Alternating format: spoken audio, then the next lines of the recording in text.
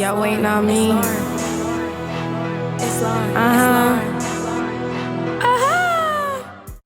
It's been a while since I did a transformation hair day, and because it's been a while, I decided I'm not going to do this one on Thursday. I'm just going to drop it possibly today because it's fun to do that.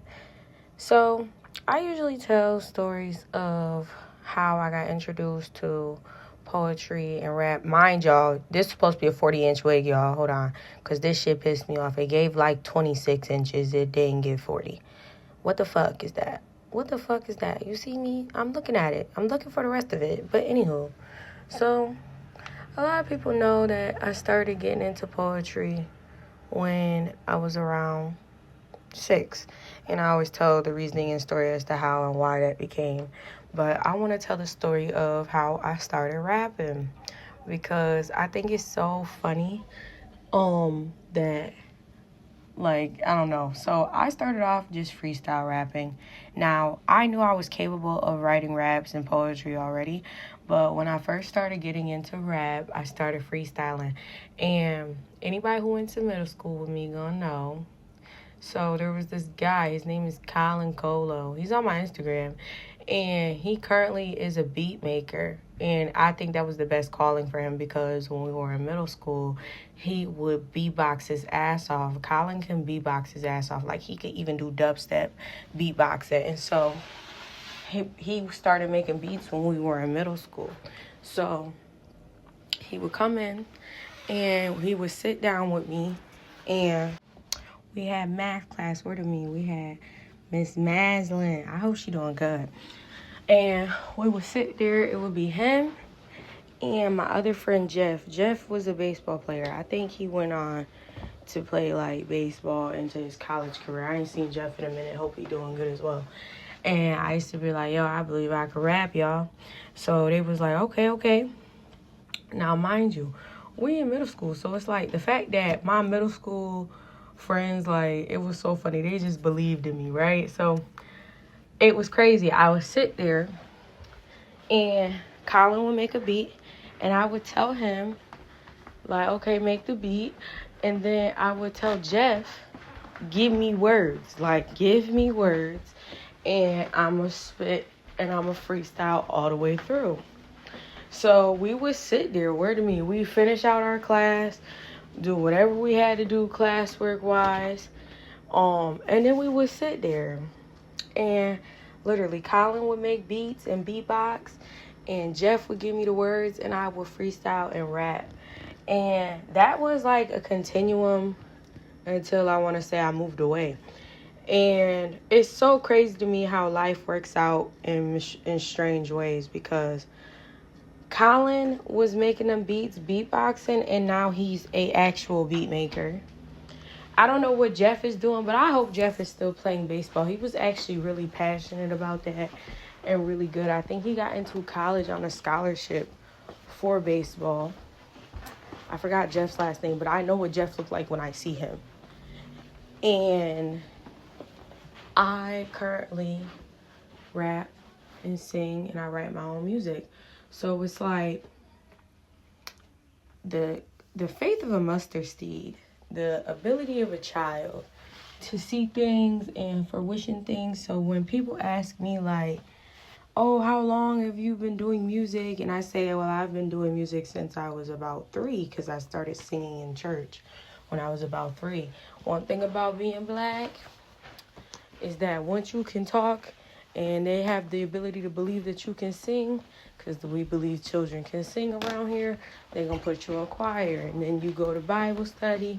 And then my church wasn't big, so I used to always have different solos. So I started singing when I was about 3 in church. I was 6 when I was introduced into the power of poetry. And then I played instruments all throughout elementary school, even through middle school, leading into high school. And all the way up in middle school is when I actually started showcasing I could rap. And it was crazy because I used to just write all the time. And one of the boys who used to review my writings, he's actually kind of popular in the town right now for rapping, but I knew him before. Like, he can tell you, he could look you in the eyes and say, yo, I know for a fact she's been rapping since middle school. Like, he can say it. Because he used to be like, oh, showcase to me you can rap. And I used to be like nervous to freestyle for him because he was already popular.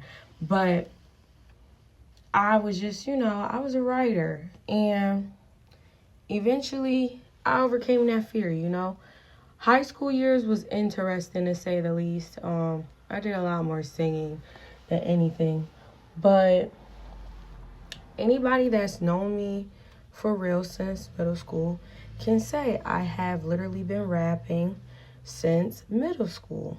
And I think that is a crazy thing to say the least. I feel like the childhood version of me will see me now and be completely starstruck at the idea that I became that and then some. And I feel like when I listen to my inner child, it heals me. And it brings me closer to who I want to be, who I know I am, and who I'm becoming. And I used to, sit in the mirror when I was a little kid because my closet was mirror doors. Like, both of my closets was big-ass mirror doors. And I would say, I'm going to be a famous singer someday. You're going to be famous. I used to look at myself and say that all the time. And now, I don't care what nobody say. I'm living out that dream. I'm putting in the footwork to do so, to be notarized and become bigger than what even me right now imagines. I have to keep the mindset and faith of a mustard seed and the creativity of a child in order to keep elevating. Y'all, when I did this, ain't gonna lie to y'all, the darker colors at the end, they held, but they was not as dark as I was thinking. I was very, very irked when I used the jet black because that shit did not turn out like jet black like it was supposed to. And I know a lot of y'all why is she mixing in the darker colors with the color already in there so that it blends better, because it already has that hue in it. So it's going to make it easier for it to look less choppy.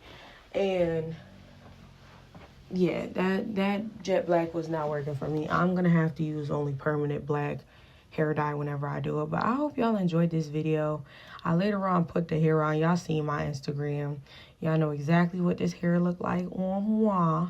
Word to me. That was disappointing. You see how they did not turn? And then I just kept dipping it. And then boom. I swear, these Amazon wigs be human on the top and synthetic on the bottom or something, because it's hard to dye the bottoms of these wigs. For some reason, the color does not stay as it's supposed to. My shit was human, don't get me wrong, but it did not dye as dark as I wanted it to. But I do think the dye color that was dark that I did get was the nice one. Have a good day. Bye.